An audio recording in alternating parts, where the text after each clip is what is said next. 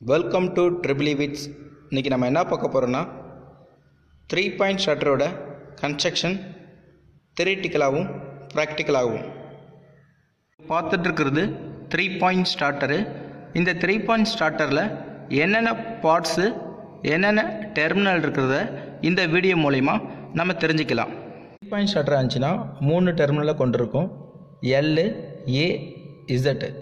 எல்லுங்கிறது வந்து லைனு, ஏங்கிறது வந்து ஆர்மச்சூரு, இசட்டுங்கிறது வந்து ஃபீல்டு வைண்டிங்.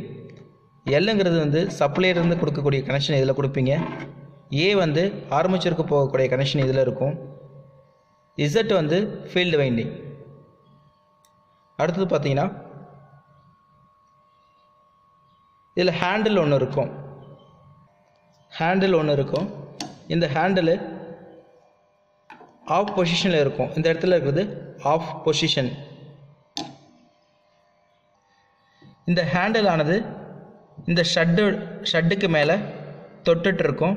இந்த ஷட்டு ஒவ்வொன்றும் சீரீஸாக இணைக்கப்பட்டிருக்கும். இப்போது ஹேண்டில் வந்து ஆஃப் பொசிஷனில் இருக்குது.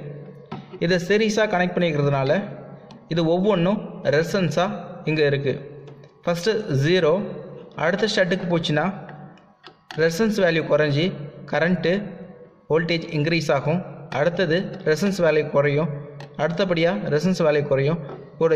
இப்படி குறைஞ்சி படிப்படியாக இந்த ஸ்டார்டர் மூலயமா மோட்டருக்கு ஃபுல்லாக சப்ளை போகும். அப்போது இது பேர் ஷட்டு. இந்த ஷட்டு மேலே தான் இந்த ஹேண்டில் இருக்குது. இந்த ஹேண்டில் இப்போது ஆஃப் பொசிஷனில் இருக்குது. அடுத்தது பார்த்தீங்கன்னா நீங்கள் பார்க்குறது no volt coil. No volt coil எதுக்கு பயன்படுதுன்னா இந்த ஹேண்டில் இந்த சீலிங் காண்டாக்டில் டச் பண்ண மாதிரி தக்க வச்சுக்கிறதுக்கு இது பயன்படுது. பாயிண்ட் ஷட்டரில் 2 காயில் இருக்கும். ஒன்று வந்து நோ வோல்டு காயில், இன்னொன்று வந்து ஓவர்லோடு ரிலீஸ்.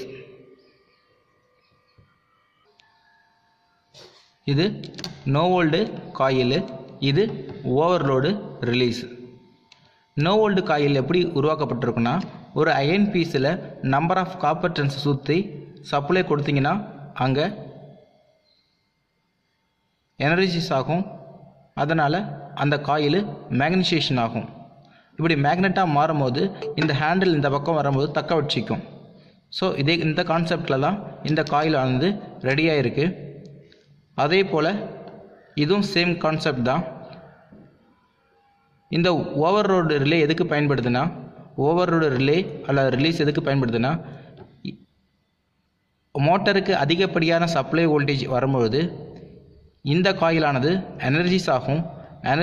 எனர்ஜிஸ் ஆச்சுன்னா இந்த ஹேண்டில் வந்து தன் பக்கமாக இழுக்கும் போது இந்த நோ வோல்டு காயில் இருக்கிற ஒட்டிகிட்டு இருக்க இந்த ஹேண்டில் வந்து இந்த பக்கமாக வர்றதுனால சப்ளை வோல்டேஜ் துண்டிக்கப்படும். இதனால் மெக்கானிக்கல் டேமேஜ் அவாய்ட் ஆகும். இப்போது மோட்டரை நீங்கள் ஸ்டார்ட் பண்ணணும்னு நினச்சிங்கன்னா ஃபஸ்ட்டு இந்த ஹேண்டில் படிப்படியாக மேல் நோக்கி தள்ளணும். இப்படி தள்ளும்போது ஒவ்வொரு ரெசன்ஸ் வேல்யூவும் குறைஞ்சி இந்த இடத்துக்கு வந்த உடனே மோட்டருக்கு full rated voltage, rated current கிடைக்கும். அப்போ மோட்டரானது அதோட ரேட்டட் ஸ்பீடில் சுழலும். இப்போ பாருங்கள், ஆஃப் பொசிஷனில் இருக்கிற இந்த ஹேண்டில் கொஞ்சம் கொஞ்சமாக ஒவ்வொரு ஷட்டிலிருந்து ரிலீஸ் பண்ண ரெசன்ஸ் வேல்யூ குறையுது, கரண்ட் ரேட்டிங் இன்க்ரீஸ் ஆகுது. மோட்டருக்கு ரேட்டட் ஸ்பீடில் சப்ளை இப்போ போகும். அதனால் மோட்ரு ரொட்டேட் ஆகும். ஒருவேளை சப்ளை வோல்டேஜ் கட் ஆச்சுன்னா இந்த காயில் வந்து டி எனர்ஜிஸ் ஆகணுன்னே இந்த மேக்னடைசேஷன் தன்மை, அதாவது காந்தத்தன்மையை இழந்த உடனே அதே நிலைக்கு இந்த ஹேண்டில் போயிடும். இது எப்படி போகுதுன்னா பாருங்கள், நான் கையை வச்சுருக்கேன். கையை எடுக்கும்போது அதே பொசிஷனில் போகுது. அப்போது இந்த டங்ஸ்டனுக்காக, இந்த இழுப்பு விசைக்காக ஒரு ஸ்ப்ரிங்கை இந்த ஹேண்டலில் பொருத்தியிருக்காங்க.